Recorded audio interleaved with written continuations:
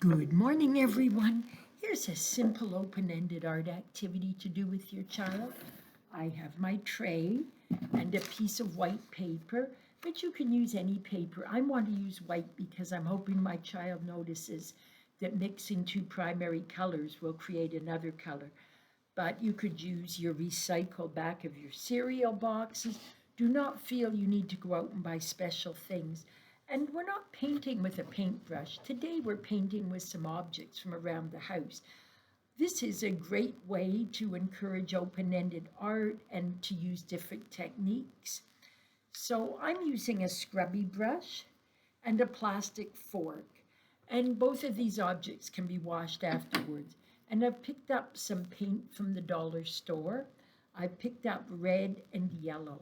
And I'm using a paper plate because I have a few left over from an event, but you could use a china plate, a plastic plate. They wash very easily, this kind of paint. So I'm just going to pour a little bit of yellow on my plate, and I'm going to pour a little bit of red on my plate.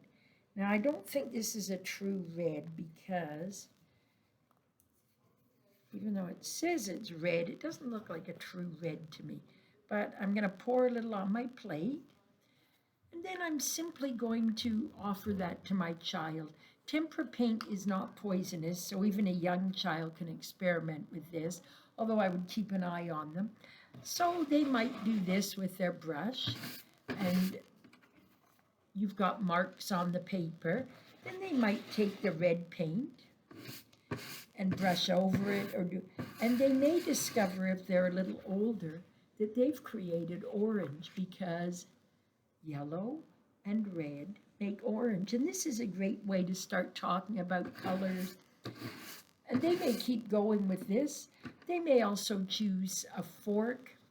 You could allow them to find some objects, or you could find some objects for them depending on their age. Some people use little cars if you need to entice a child into trying some open-ended art. And I would just leave them there as long as they're enjoying themselves. If you're worried about their clothes, you can always put a garbage bag, cut a hole and two arms, or you can get a cheap plastic smock from the dollar store, or use an old t-shirt of yours that you're no longer wearing, you were thinking of giving up, and just put it over them to protect their clothes. And again, because we've talked so much about doing this in a designated area and teaching your child that from the very beginning, there won't be worries about them running all over the house with a paintbrush. So children can swirl, they can paint. This is just an open-ended art project. Depending on their age, they'll be obviously doing different opportunities. It's great for fine motor. It's great for learning about colors. And it's great for being able to create your very own art. Hope you try this today. Bye.